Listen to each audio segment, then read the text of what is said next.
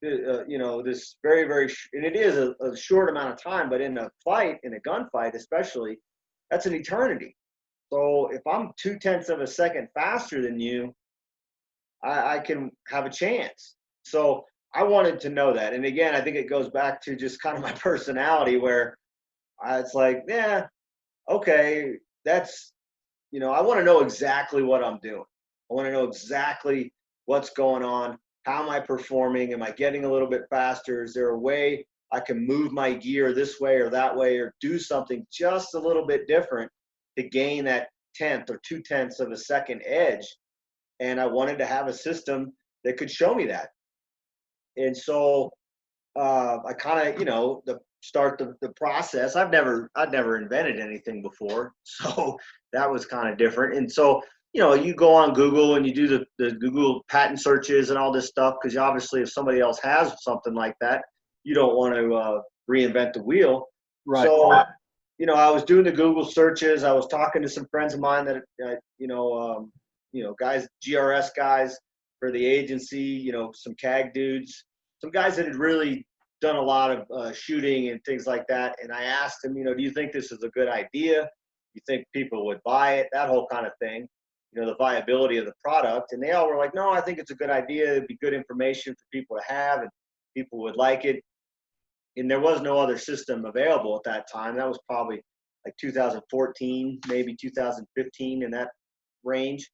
And there was nothing else out there. So I was like, well, why not try to make one? And, famous last words right there. Yeah. Then you started getting down the rabbit hole of what it actually takes to not just create a product, but invent a product that, when no one's ever done it before, it's just trial and error. And trial and error in that world just means money. Yep. You know what I mean? Absolutely. But I got lucky in regards to good people coming and helping me and doing some things, and they were trustworthy. There's a lot of kind of just there's a lot of just shady people. They don't have the best ethics in the world, kind of thing. Yeah. And so I never really technically got screwed over by anybody. There's a couple people that did some things that I would kind of maybe question their true intent. They were pretty quick to take your money, but at the same time, they didn't really do what I wanted them to do. Yeah. That kind of thing. But so that was it. I was just dry firing in my basement and was like, man, I wish I knew from beep to trigger break how long this was taking me to do. And and again, I read a bunch of stuff about, the way we learn and the way we perform under stress, and that, just because you can do something slow, that whole slow is smooth, smooth is fast idea, Yeah. It's complete nonsense. If you slow is just slow.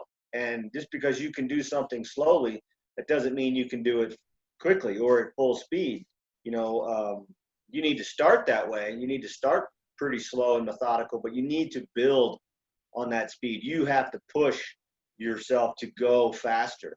And essentially what that does is now you're creating a neuromotor pathway from your brain to all your muscles that are involved in the shooting process, or the mechanics of it. And now you're creating that pathway to do it quickly, because you have a pathway to do it slow. And then if you have no pathway to do it fast, and you try to do it fast, it's going to be that old expression, you're all thumbs kind of thing, fumbling. Yeah. And you'll see people do that out on the range when you put a box next to them and say, all right, I want you to try to go as fast as you can and maintain your accuracy. And I mean, you've seen it. You hear that beep, man, you can just basically see people's brains shut down.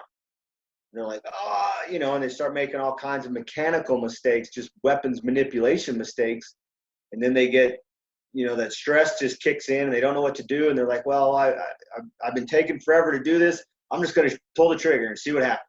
Yeah. And that's kind of what they end up doing.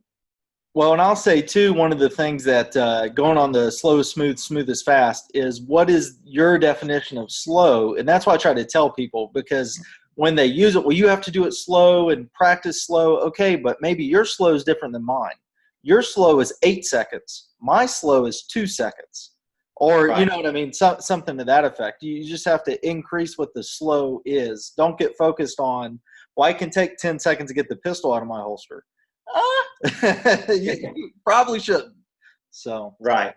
Yeah. Well, and that's true. That is true that everybody's idea or definition of fast is different than someone else's. But there is the clock